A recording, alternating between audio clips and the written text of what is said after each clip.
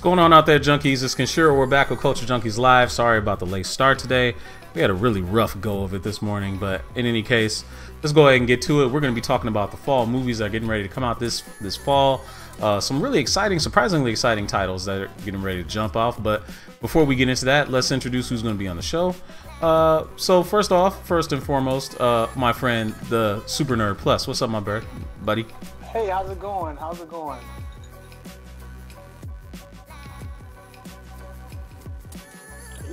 Yeah, no, I'm sipping on my good drink and waiting for you, huh? I'm joking, sir.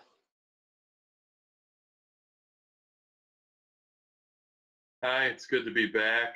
I had one of those days too, but it's best I spare everyone the details. Tell me something. I helped you readjust your camera to make sure that you're like you're nice and level and everything. How did it go right back to being exactly the way it was before? Can you tell me that? Probably because I'm not sitting in a chair and I slouch. Hey man, stop slouching. Get it together. Present yourself in the best light possible. Get it together, grouch. Get it together. Get it together. Anyway, so hey guys, we got some new stuff we're going to talk about today. First thing we're going to talk about is did you guys see the Tomb Raider teaser trailer that came out yesterday? No, I thought it was tomorrow. No. The teaser trailer, like the little teaser trailer, you know how they like doing trailer before the trailer all the time. Mm-hmm. Well, the teaser 30, if it wasn't even 30-second trailer, came out yesterday. It showed the first footage that we've seen of Alexander Vikander, I think that's her name, as Lara Croft. What'd you guys think? Like I said, I thought it came out in general, but I just saw the poster. Just the poster alone, I'm excited. Because I played both games and I love both games. It's probably one of the funnest games I played in years. I mean, of course, the original Tomb Raider, blah, blah, blah. You get your frustrations out of that. But this game, it was just, the controls were great and the gameplay is awesome. But that's not about the game. Well, actually, take it back. It's based off the new games. If you didn't notice, that people who have not played the new Tomb Raider game, which I work in retail and I try to tell parents, hey, get this for your kids. It's awesome. It's a lot of action, a lot of fun. You learn things. That's my other thing to make sales. Anyway, selfish bastard. Exactly, right?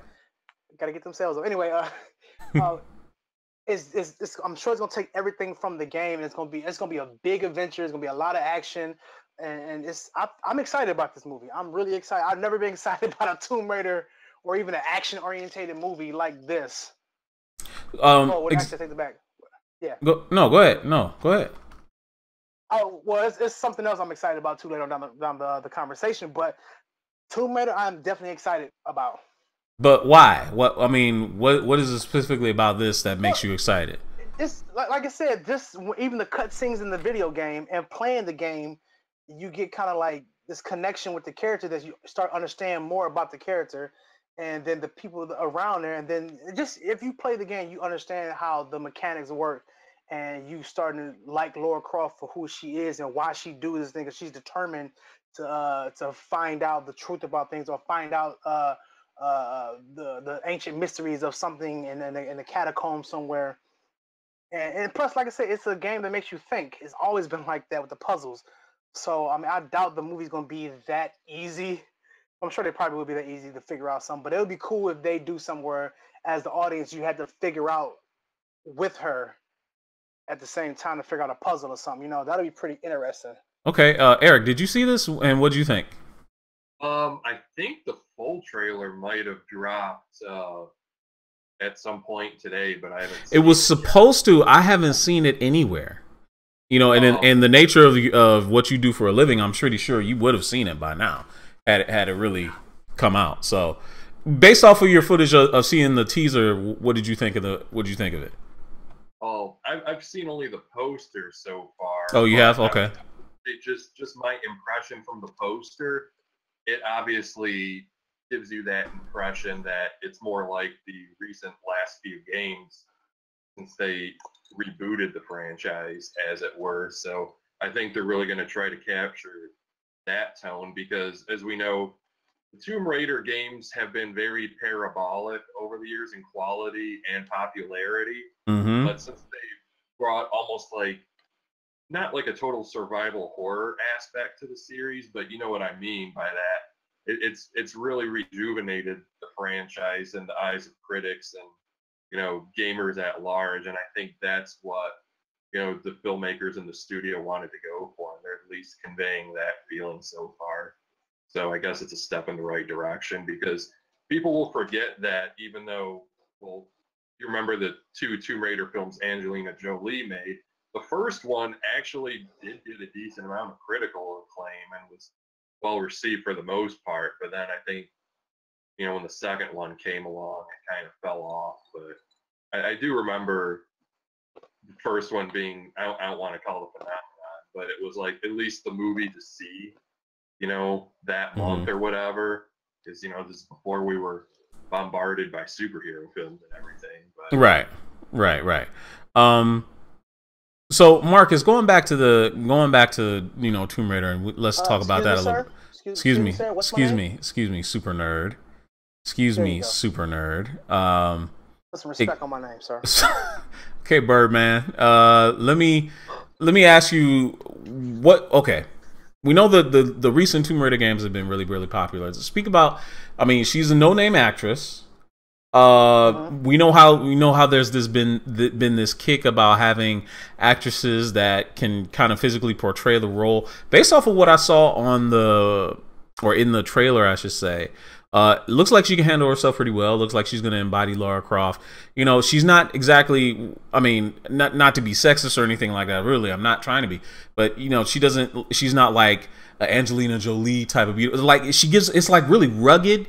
It looks like it's like natural, almost like what was that Leonardo DiCaprio movie? The Wild? Was it The Wild or something like that? I think it was called. But anyway, yeah. To me, it looks like it's going to really nail the look and feel of those new Tomb Raider games. Do you think that this might prove good enough to make a new franchise off of? I think so. I mean, if they do this one well, I think they can basically have another franchise off this one. It all starts with the writing. You can't make a good movie without the writers. And then it comes with the director, and then third is the actor or actresses. It all deals with that. So if they come off with a hit, and if people continue to say, "Damn, this was a great movie," now, even if it had its moments that were terrible, you still can say, "Damn, that was a great movie. I want to see more." That's the key. If you want to see more of the character and experience what she's experiencing and say, "Damn, I want to learn more about that character," that means you want to see more of the franchise. And if it gets more into the Reddits and the other companies out there and other social media things that people say, "Damn, I like this character. I want to learn more about it," that means they got a hit. And that means they want to learn more about this character. They want to see more what she can do. I absolutely believe they can do a franchise. They do it right. I mean, like some people are gonna probably go off like the original game, and I think they're gonna get rid of that aspect and go off what's going on in the games now. And people who haven't played it, they may be surprised. Oh wow, we have a strong woman character, which is awesome. She is a strong character, female character. And I think that's what, besides the superhero, they need somebody like this who's just a normal person, who's smart and can do physical stuff. You can't lose with that one at all. You're gonna see the people come out the woodwork. It's like, damn. And people who never seen the original movies with Angelina Jolie, because I'm assuming this woman is younger. I'm assuming, right? So, and then Angelina Jolie was like, what? She was in her prime. So yeah, those movies. But you got somebody who's younger who can do a franchise movie, and right? keep it going. Right. So now I believe this is going to be. Sorry, go ahead. No, you were saying you believe this is going to be a new franchise, and yeah, I think it could be pretty cool. Now, let's talk about something that just happened today that kind of hits all of us right in the childhood, and that is the bankruptcy filing of Toys R Us that just happened today.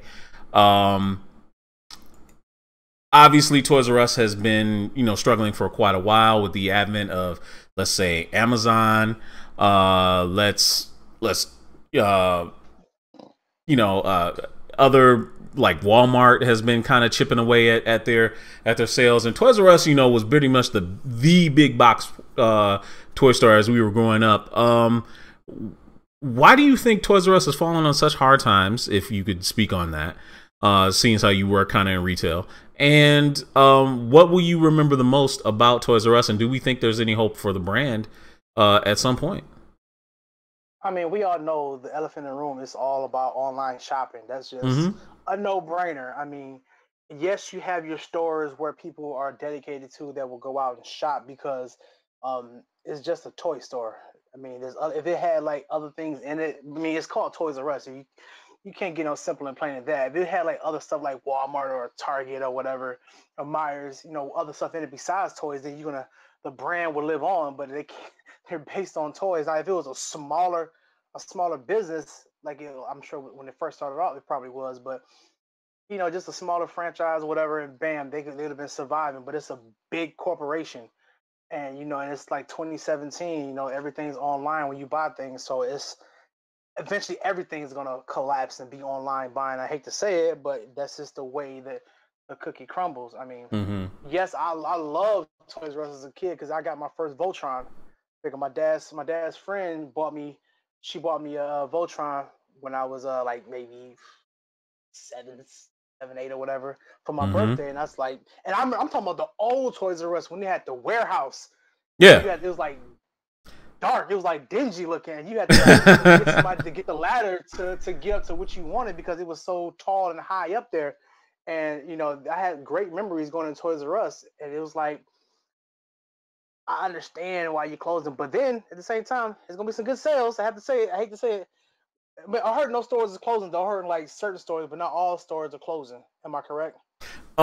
Well, I think at this point, what they're doing is they file for bankruptcy protection, and at that point, no, they're not completely dead, but it's not looking very good right now. They'd have to completely revitalize their business model in order for them to True, survive somehow. And but I you got. don't I'm know sorry. if they're going to be able to do that because, I mean, kids don't. I hate saying it, but kids don't play with toys anymore. They play They don't. video games. They play video games Right. all day. That's all. That's all they do. Those are their toys. And there's no tactile toys that they like holding on to. Like, remember, okay, to put it into terms like that a lot of people like us would like to understand, or maybe even relate to. And Eric, you can jump in on this, as well. Green Lantern the animated series, which I thought was a fantastic series back on Cartoon Network when it first came out. Same with Young Justice. They said, "Oh well, we took it off the shelves because it didn't make toy sales." Hello, did we see any toys anywhere? Where were they? And like, even if they were there, no kids were buying them. So You're right. what? There were some Young Justice figures, but there were very few, and they made some Happy Meal toys. Aside from maybe some maquettes, there were actually no Green Lantern the animated series Right. toys, and the reason for that was movie didn't sell, and those were collecting dust on shelves. So retailers said we want no part of any toy line for the animated series, so it was doomed from the start. But I actually worked at Toys R Us years ago, but Mm-hmm. As did I. I did for a little while too. to just to share, yeah, it has everything to do with online sales on Amazon. I can't speak to how much kids play with toys versus video games because I don't have kids and I don't want any. But Hmm. um, there's the thing about the toy store, even as adults, because as nerds, yes, we buy toys, we like collectibles, and we may venture to toy stores, comic shops that deal with collectibles as opposed to just books. But to the kids out there, when I was growing up, there were mainly like two big box toy stores. You had Toys R Us and Children's Palace. I think Children's Palace went under in what, the mid '90s, right? But Mm-hmm. when you went to the toy store, it was almost like an event when you were a kid. You were going to get some new toys, um, and there was just sort of a magic to it, if that sounds right. And thinking back, I mean, yeah, it was nice to maybe go down the toy aisle when you were at a department store or whatever. Yeah. But do you remember saying, "Mommy, Mommy, can we go to Walmart?" No, you wanted to go to Toys R Us. Right. And I think kids will be losing out if, you know, a big box specialty store like that is gone. Yeah, I totally agree. Here's the thing. Here's the thing with that, and these companies don't realize it, that the nerds, we are of age, or you know, from 25 to you know, I'm sure it's probably younger than that, but 18, I say 18 to like 50. If they cater to them, we will buy the product. You know, don't give it to kids under 13 or 15 to 5. They don't. I understand that. I hadn't considered that. I hadn't considered that because, like, literally, there's really nothing for the older collector. You know, the collector that likes to have kind of the more high-priced, really cool-looking figure. Like, look at GQ's basement. GQ's basement is full of those things. Like, you know, whether it be Hot Toys or whether it be Sideshow collectibles, whether it be, you know, like Captain America's shield or Thor's hammer or something like that. That type of stuff, like if they brought those into the stores somehow, which I mean, like look at GameStop. GameStop has a nice little collection of those as well that you can trade their GameStop points for. That might be something that they could look at. I hadn't really thought of that. That's a good idea. I mean, I always thought about that. Like, why don't they cater to the people who love this? Like, they don't get it. They think kids love this. This is not the 90s. This is not the 80s anymore. We grown up now, and we still love this stuff that you guys put out years ago. These new kids don't want to go outside and play. They want to play video games, like you said. They don't care about. They care about the cartoons, but as far as playing with toys, no. It's either gonna be Legos. I hear some kids like Voltron, the Transformers here and there, but they don't get the collectibles. If they made for the collectibles, we will buy them, and they will get our money. You know, now, they may jack up the price, or whatever. But real quick before you jump in, Eric. Jamie Manning's been over on Facebook talking a little bit. He says, well, first of all, it might go back to the roots and just be like mom and pop toy stores, which that's always a possibility as well. But he also, when I brought up GameStop a second ago, he said GameStop will be out of business in 2 years or less. I don't really see that. I mean, I don't. I do. I don't because they're overpriced. But oh, go ahead. Before I say that, shout out to that's my boy Jamie Manning. That's my boy Shark Tank flavor. That's my homie. But I think it will be because people are getting tired of getting gypped when they return games and they give you lesser prices. I get it. It's good to pick up old games because like. There's other places out there that can, you know, you can get stuff that you want. I get that. That's cool. But when you return something, I expect the full value. A nice value. Yeah, a good value. Right. Yeah. And that's why I stopped going there because I go to the retail shops to, you know, if I'm like Walmart, Target, whatever, and then buy it and then I return it, I get my full amount back. That's what I expected, what I paid for. You know, even if I didn't open it up or whatever, you know. Yeah, that part. Like I returned the other day. I remember Black Friday. I bought Titanfall 2. And I'd never opened it in the pack. I go back to GameStop, last week to put down my deposit for 2K. Get ready to turn it in. She's like, "Oh, I can't accept that. You know, it's got to be brand new. It's got to be open because I don't know if you could have stolen something." And I understand that policy a little bit, but at the same time, it's like, bitch, you know, it's right here. Where do you really care where I got it from? Number one. Because you really just gonna turn around and sell it and just bend somebody over anyway. And so just fucking take it. Just give me the money for it. So no, I hear you. But no, even so, because you know the policies at certain retail places, even if we don't really take unopened games, but we are returning because you know you have the receipt or whatever, whoop de whoop, and you will still get half the amount, but not like $15 or whatever. You might get like a good $40-$30 depending on what the situation is and you know if something's wrong with the game or whatever, by all means. But certain times, or it all depends, because certain open games I take that back. If this the game is messed up, you exchange it for the exact same one. That's basically certain retail policies.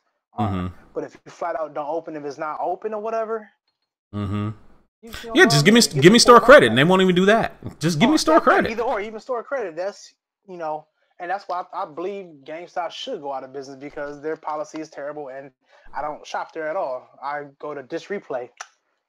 Disc Shameless Replay. plug. Shout out to them. I'd rather go to, the vintage stores like that. But what I was gonna say is, Marcus kind of touched on maybe, toy stores being out of touch with, not hitting certain markets. When I worked for Toys R Us years ago, I think this might be at more of a corporate level because you have people in an office dictating things who might not be at the street level and see how things go on, and they might not be adjusting with the times.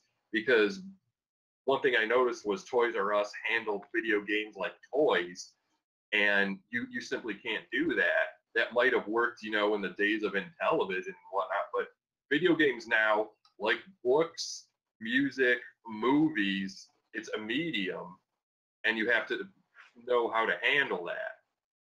So I was always put off by how they would, granted there's a thing, called cross training in retail, but they would take someone from baby clothes and throw them in the R zone and expect them to sell the latest and hottest video games to the consumer. And these people have no idea what they're talking about. They'd Right. Like, hey, Eric, can you answer this question? I'm like, yes. Yeah, why am I not in the R zone today where I've been for the last 6 months? Mm-hmm.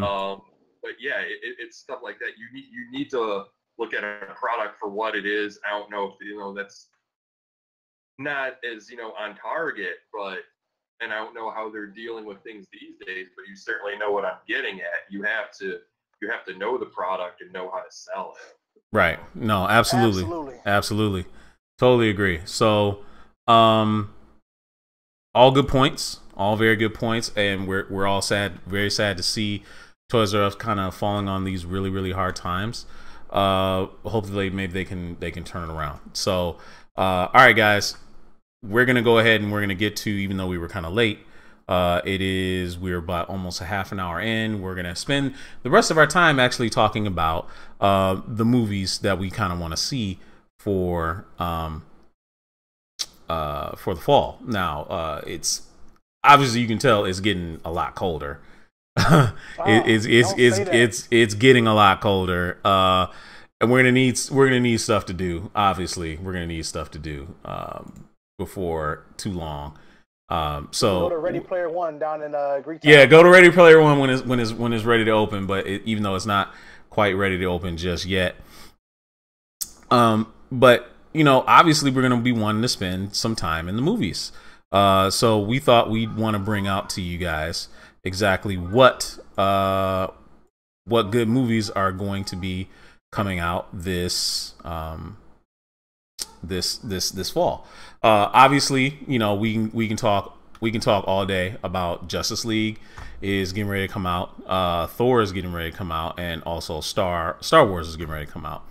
These are obviously all the next fall movies that are getting ready to come out that everybody's going to be hyped about.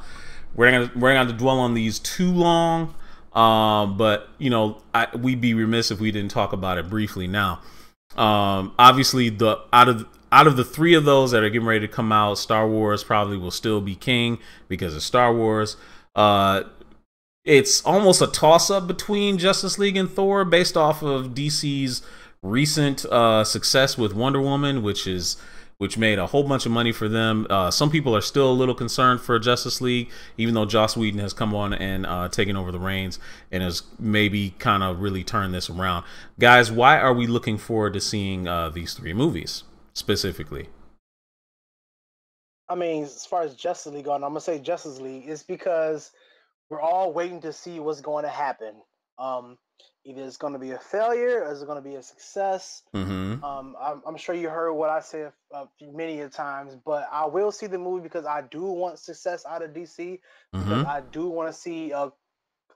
I guess I watched too many of the DC animated series and the movies, and I wanted to feel like that. We won't get that because politics and whatnot. But I do want a success movie, besides Wonder Woman. of course, Star Wars is going to be king, like you said. So enough said about that. Mm-hmm. Thor, I'm really excited about Thor. I'm not a big Thor fan, but I'm all about telling a story that goes on to the next story. So as long as Right. it passes on to the next thing, I want to see this whole Thor versus Hulk type of situation. And then, of course, the minis, the small little Easter eggs in Thor, that's going to be amazing. So I'm excited about all three, even though you may hear me talk about DC movies, but I want to see Justice League, see what they're going to pull out. Mm-hmm. Eric, we know you're hyped about Justice League. Specifically, why? Any concerns? And what are you looking forward to with Thor or Star Wars? Obviously, Justice League, flat out, its first appeal is that it's these characters all coming together for the first time in live screen. But there are legitimate concerns. We're not going to be like the absolutist DC fanboys who bury their heads in the sand and say nothing's wrong. And I mean, that's a show in and of itself. We're only here to touch on these because, as you said, we'd be remiss not to mention them because this isn't an elitist independent film podcast where we're at all, not at all. Absolutely, we're going to never stop at pedestrian movies. Mm-hmm. But yeah, with Justice League, it's different in the Avengers, and I won't rule out Thor possibly making more money because who would have thought Captain America: Civil War, even though it was the better movie than Batman versus Superman, who would have thought that would have been the one to make more money? But Thor has years of the MCU to back it up. Justice League, yes, it has these characters coming together, but it hasn't. It's not on the public's radar. The man on the street might not know who the Justice League is, so it might be wise to center a lot of the marketing on Batman and especially Wonder Woman, which it seems they're doing. And some of the reshoots might have more Wonder Woman in there, and we see they recently shot some stuff going back to Themyscira. But really, Justice League being a success, being a good movie. As you know, Whedon did a lot of stuff, and in order for him to get writing credit on the movie, which he did, I think WGA guidelines suggest he had to have written 33% of that screenplay. So his contributions are quite significant at this point. Yeah. What matters is how it all comes together in the editing room, and that's what's going to determine this movie's success for me. The studio can't. Granted, they're doing all they can to make this a good movie, but let Joss Whedon and the editor do their thing. And you brought in Joss Whedon for a reason. Now trust him. You brought him in. You let him change. You brought him in because he made $1 billion with the Avengers. So trust him. But getting to Thor, I'm looking forward to that, just as someone who likes the MCU, but I don't think there's been a totally great Thor movie yet, so maybe this director can show us something and embrace that fantastical element of Thor that I think they've really been holding back on. I'm kind of worried that it's too jokey for a movie called Ragnarok. I mean, I keep saying we're expecting the shit to hit the fan because it's called Ragnarok. So right. Let's see, and this is one of might be the last major stop on the way to Infinity War because we still have Black Panther, that's more of like his first solo movie, but I don't see it being as, because they're comparing Ragnarok to Winter Soldier, and it's going to be that much of a landmark in the MCU, so it's going to be a must-see before Infinity War, and then Star Wars, well, I'm not a Star Wars guy, so I guess that's I mean, not everybody can be perfect, Eric. You're not a Star Wars guy. I understand it. That's cool. But you know what? I will say this for Thor. Sam Champion, my friend, he said that he thought Thor might end up being the sleeper hit. I could totally see that. I could totally see that. I could also totally see what was I gonna say? I could totally see Kate Blanchett being one of the better villains because of her Hela. Hela was, I mean, she looks fantastic. I'm not expecting a whole lot from, say, what's it called, from Tessa Thompson's Valkyrie. I'm not expecting a whole lot. Star Wars, I'm expecting. I don't know what to expect. I mean, a lot of people really thought that the Last Jedi, I mean, the Force Awakens was almost like a rehash of Episode 4. So some people really weren't really feeling it. I myself, I thought it was pretty good. But we'll have to see. I'm very much looking forward to seeing Justice League myself because I think DC hopefully might finally have steadied the ship and we'll be able to see more. I'm also interested in Star Wars, seeing what they're going to end up doing with Leia now that the late Carrie Fisher has passed away. So we'll have to save those for another day. Let's move on. We got other movies to cover, including one of the movies that you wanted to see, Super Nerd, and it's getting ready to come out in a couple of weeks, and that would be Blade Runner. Blade Runner 2049. Now, there's a lot of people that think that Blade Runner, it might bomb. I think it's projected, to bomb at the movie theater. That, really? That's what I've heard. I mean, yeah, visually it may be stunning. Visually it might be stunning, but you know, as I was talking with Erica in the pre-show a little bit, sci-fi in general just seems to really be struggling in the movie theaters. What do you say to that?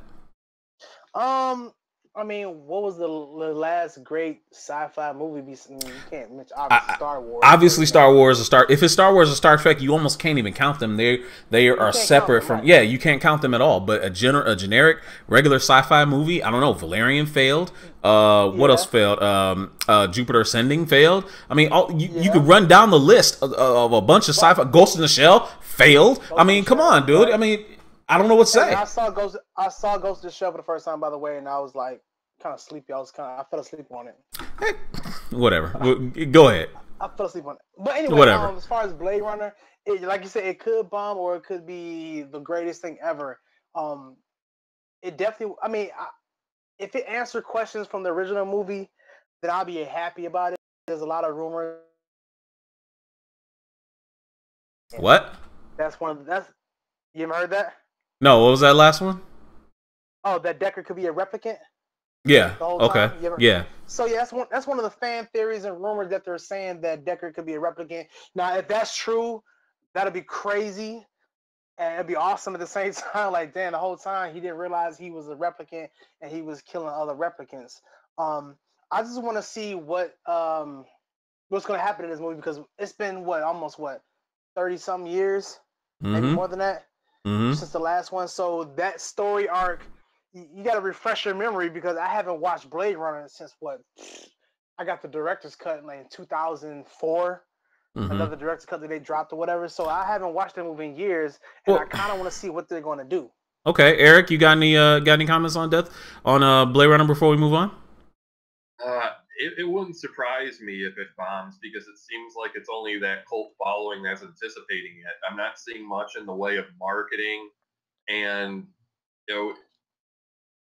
Alien Covenant didn't do well, like we were saying in the pre-show. The plan was for Ridley Scott to do 2 more of these, bridging the gap between Prometheus and the original Alien, and I guess this one didn't meet expectations. So now Fox is pump the brakes on the franchise. So not only will there not be 2 of these, Neil Blomkamp's Alien 5, that was derailed because they were expected to be more Ridley Scott movies.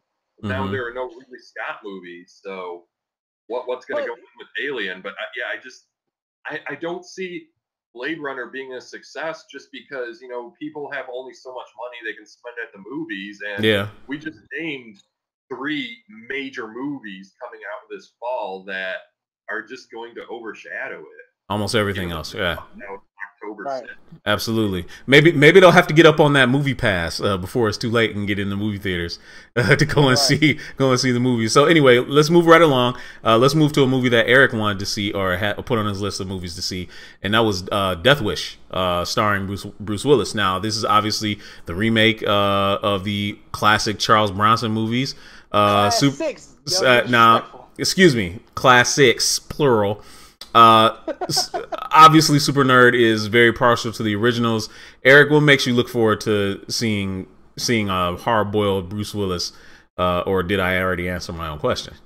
Well, first I gotta He tip did. my hat to Marcus for actually pluralizing that like everyone else should. Because I think I'm one of the only guys under 50 who owns all 5 Death Wish movies. And Mm. I love all 5 Death Wish movies. In fact, I think 2 is Mm-hmm. my favorite. But they've been trying to get a Death Wish remake off the ground for years. And a decade ago, Sylvester Stallone, I believe, wanted to direct and star in it, and he's just not the guy for it because that would make it. You think Stallone, you think balls to the wall action, and the Mm-hmm. character of Paul Kersey, it's not. It's not Frank Castle. It's a different sort of vigilante. It's the average Joe who had his family, raped and killed, and he snapped, and he takes to the streets with a gun. And Bruce Willis, some can make that complaint about him, but I think he can toe the line, and we can still believe him as the everyman, like we could with Bronson. Mm-hmm. Now, and I'm looking forward to the movie just because of my love for the Death Wish franchise, and I love my vigilante justice. Mm-hmm. So, I'm looking forward to it selfishly because I just love Bruce Willis. I always have ever since Moonlighting. Here's So my thing. I love Bruce Willis too. I just think Bruce Willis has been the same character to give you that okay, look, that beady eye look. yeah. We discussed with the trailer because people are like, they put AC/DC Back in Black and it looks like this party action movie. But I think that doesn't necessarily reflect the movie we're going to get in theaters. And hopefully that doesn't hurt its box office take. Maybe they need to release a trailer too that's more straight faced so people want to see a new Death Wish, because I don't think that's necessarily the tone of the movie that Eli Roth shot. Well, I just think the studio wanted okay. to do a Bruce Willis. Well, let me add this real quick from let me add this real quick first from Facebook. Your cousin Sierra Jones says hello, super nerd. Hey. Jake McCabe says nice prison tank top. And Jake McCabe said, "Nice prison tank top." And from Facebook, Yo Boo Thang says, "Sorry, but Bruce can never replace Charles Bronson. Some movies should never be remade." Do you agree with her, or are you just sucking up? Here's my thing. I'm about to say this. So you are sucking up. Okay, all right. Well, no, I'm not saying I'm sucking up. I mean, I don't. Okay, they're gonna reboot. They're gonna shut your face. They're gonna reboot things anyway. But I think Death Wish shouldn't be on a major motion picture. It should be on an independent scale, kind of like how Driver was created, because that movie was excellent and it was violent at the same time. I think Death Wish need to be that violent on an independent level, because you can be more creative instead of having. I mean, don't get me. Bruce Willis have been doing independent films throughout his career, but I just think, and I love Eli Roth for what he's done, but I think the director who did Driver should have directed Death Wish, in my opinion. Okay. Because I think you can, and not have Bruce Willis. It should have somebody else to be this dark character who just snaps. And right. I think it would get more praise on an independent level, and you would see all the accolades that it gets or whatnot.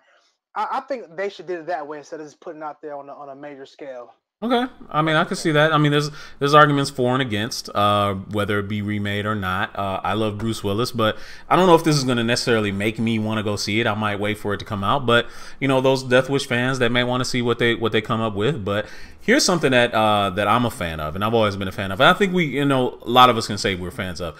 We're fans of Jackie Chan, right? Well, Jackie Chan has almost been on us like a nice little serious kick lately, and his new movie, The Foreigner, looks like the most fantastic movie I've ever seen. I mean, Eric, you say you like vigilante justice. That seems like what this movie is all about. And like, literally, you got Jackie Chan, you got Pierce Brosnan in this international, really like a man that's seeking vengeance for his family on foreign soil. It looks great. If you've seen the trailer, what'd you think of it? Let me ask you this before, now, is this going to be one of Jackie Chan's like big motion picture, lots of money type of movies? Well, this isn't like Rush Hour where it's like a bunch of movie and there's a whole bunch of set pieces. No, this is almost as bare bones as you can get. And this comes out in October. This is like, think Jackie Chan Police Story series. I mean, even though it's not like, it's like even a lot more serious in the way. Think of like this is Jackie Chan merged with Chow Yun Fat and Hard Boiled, almost like that. Like it's crazy action. He's like one man army type thing.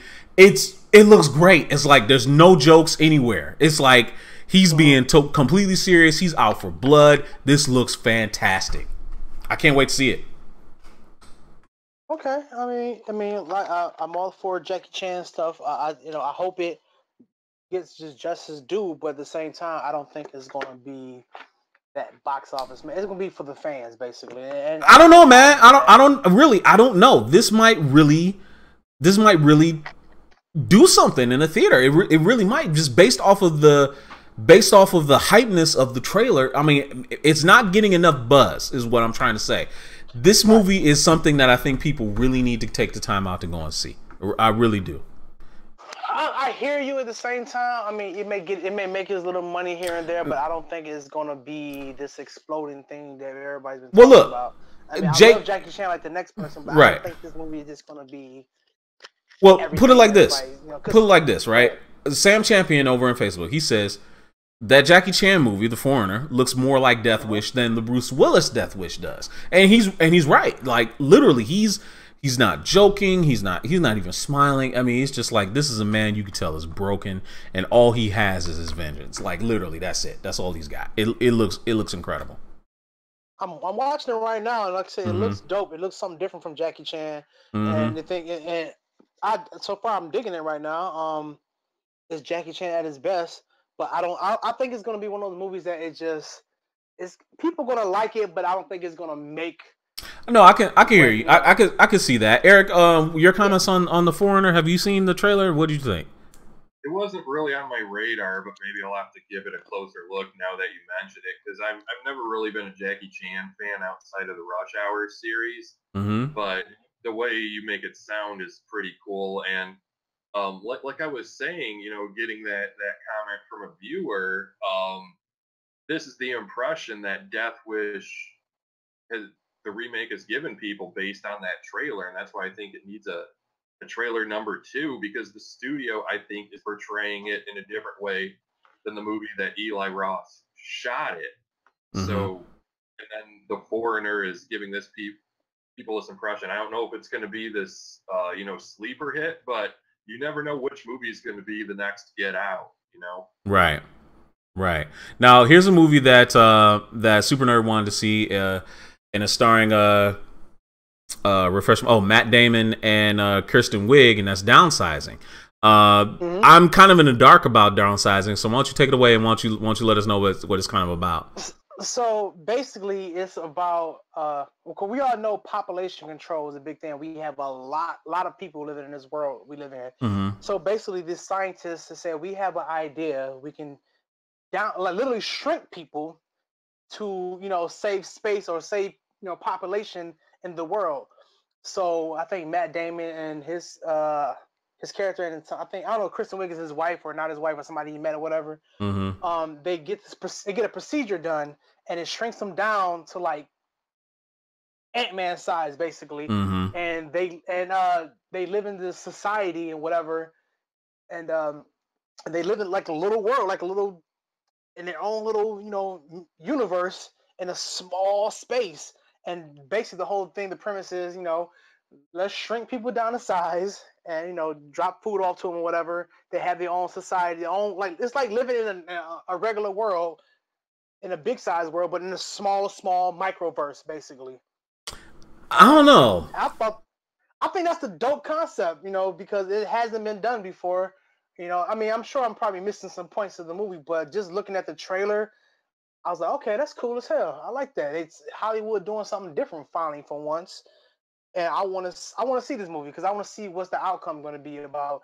Like, it's a hard thing. You giving away everything to be shrunk down to this size in your own little microverse with other people, and you're trying to adjust to this. Like, I'm sure they're probably getting paid to do it, or or they paying them to do it. I'm not sure how it works or whatever, but just think about it. Like, you're not gonna be a regular sized person. You're gonna be shrunk down, traveling with other small people, in a microverse or whatever, and living your life because it's the government doing this now. I don't know, man. I You're mean, this seems overpopulating your country. like it seems like it could be interesting, but I mean, this is sci-fi too. This is probably going to end up being Absolutely. more accepted than say some other films that we. I'm sure it will. I Yeah, mean, Kristen Wiig is definitely great. I love Kristen Wiig. Matt Damon, he does his thing. Uh, but I don't think it's gonna do big numbers. It may have like the little cult following. What it may do is little numbers, but not nothing immaculate, right, I should say. But it's a cool concept.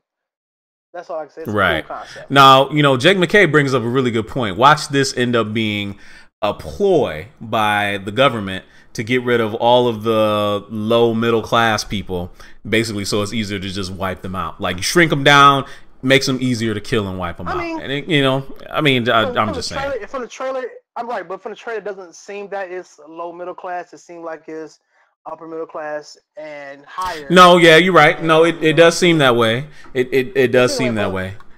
If you want to be the conspiracy theorists, they trying to get rid of people or whatever. It does seem that way because they in the trailer they do say they have a idea to get rid of overpopulated areas. They do say that in the trailer. If you watch the trailer, they have like a thing in Congress talking about it. So in that aspect, it does sound like they're trying to get rid of people. But in the movie world, it's a cool concept to see something like this. Because like literally, when you're that small, you're giving up a whole lot of control when you're that exactly. small. Now, I like old school horror movies too, the black and white version, Twilight Zone, or just the Universal monster movies. Now, if you remember a movie called The Incredible Shrinking Man, where the dude shrunk down to and he fought everything in his basement, basically.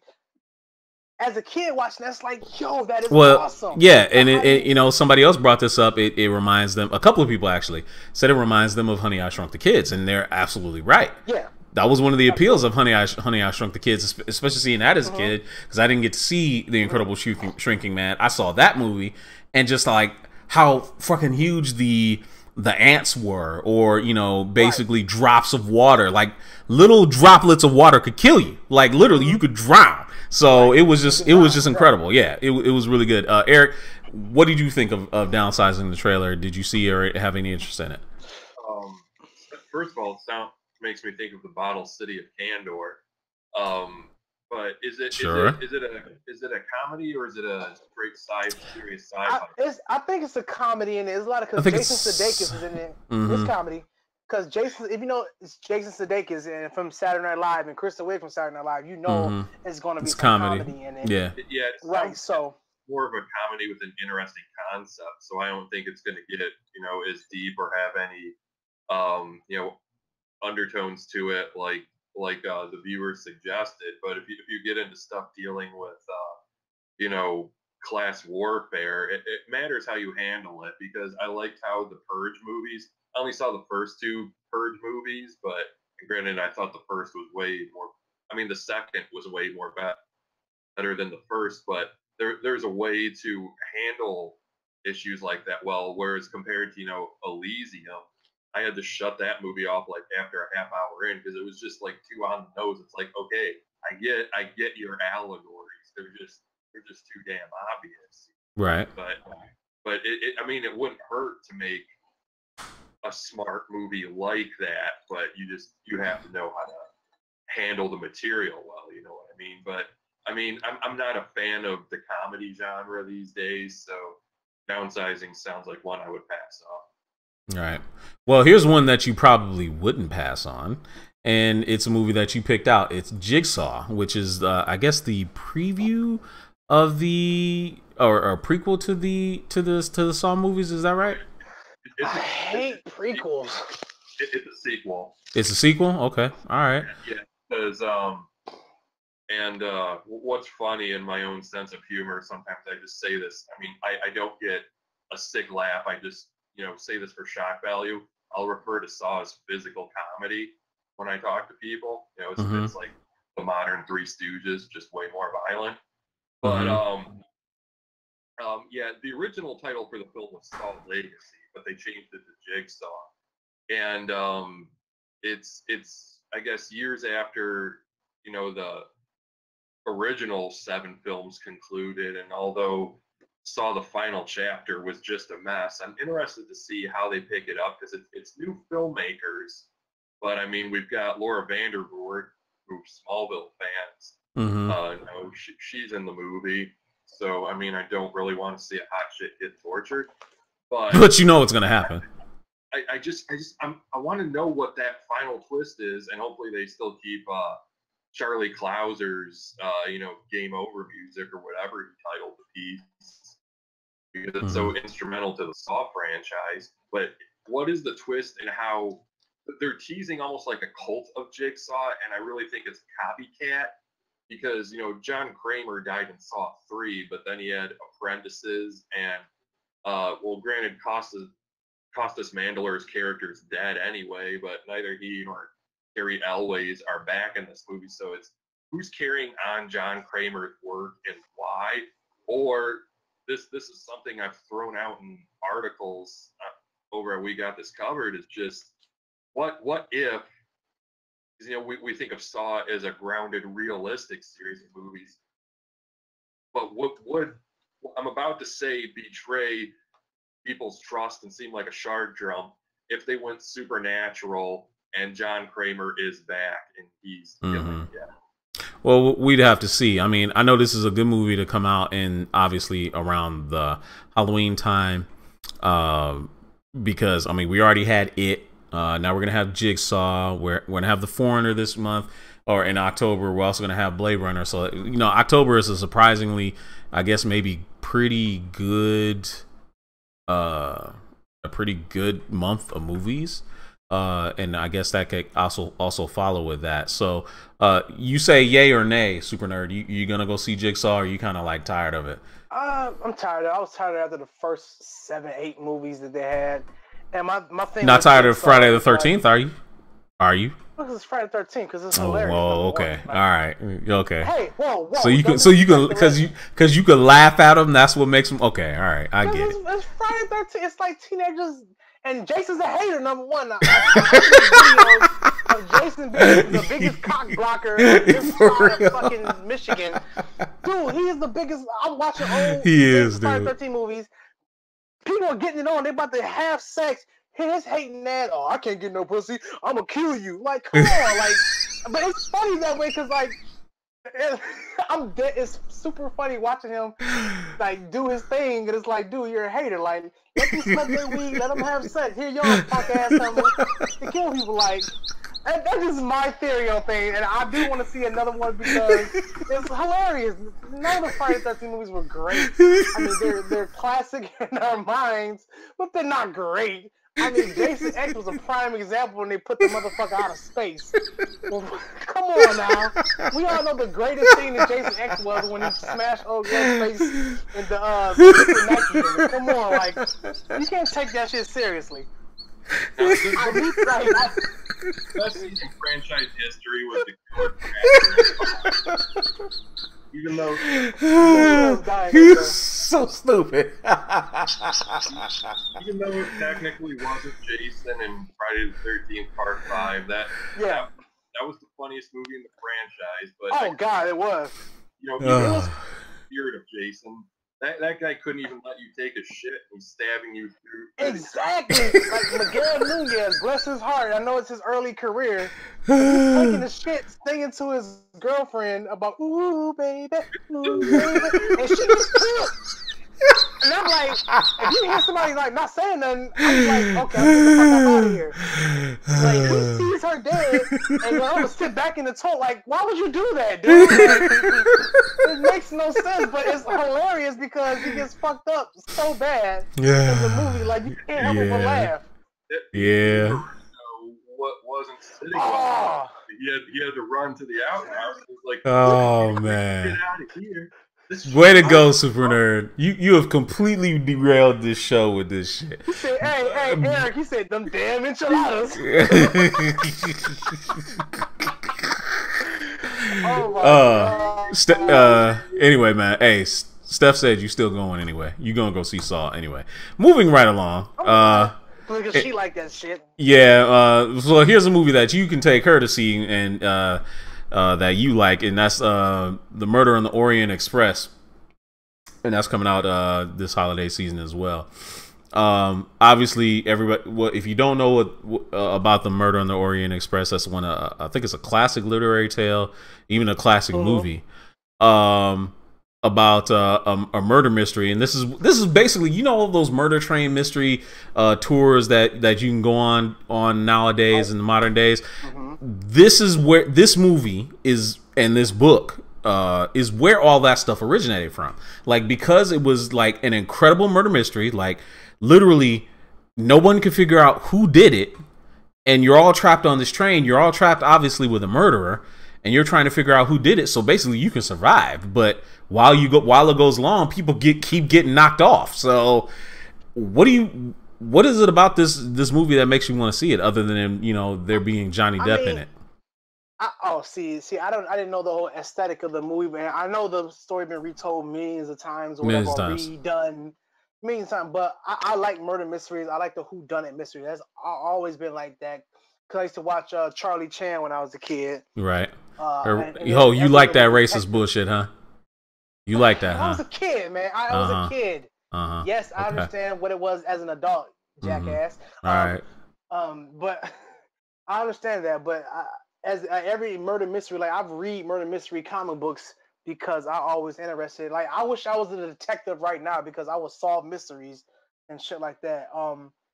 Now that you told me Johnny Depp's attached to it, because I didn't know nothing about it. I just knew, okay, Murder on the Orient. Well, whatever. Johnny Depp's in it. Dame Judi Dench is in it. Michelle Pfeiffer's in it. Willem Dafoe's in it. Then I'm gonna see. Like literally, Kenneth Branagh is in it. Penelope Cruz. Okay. A lot of people are in this. Josh Gad, Leslie Odom. I mean, really, there's a whole bunch of people in this movie, and they're gonna do this right because it's a classic Agatha Christie novel. They want to do this right, and Jake McCabe says it. You know that he's been waiting for them to be able to do this movie for forever. So now he can't. And Steph says she can't wait for it to come out. So obviously you'll have someone to go with. What about you, Eric? Have you heard about this movie, and what do you think? That's one I'd probably have to wait for on demand or something, just because there's so much out this fall. November alone is packed, but that definitely is an all-star cast. I mean, I haven't read the novel, but you think from hearing that cast, Johnny Depp's either the killer or the final girl. Yeah.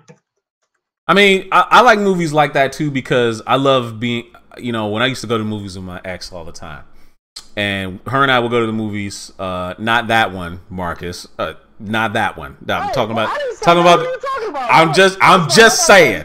I'm just saying. You could have said a girl I used to talk to.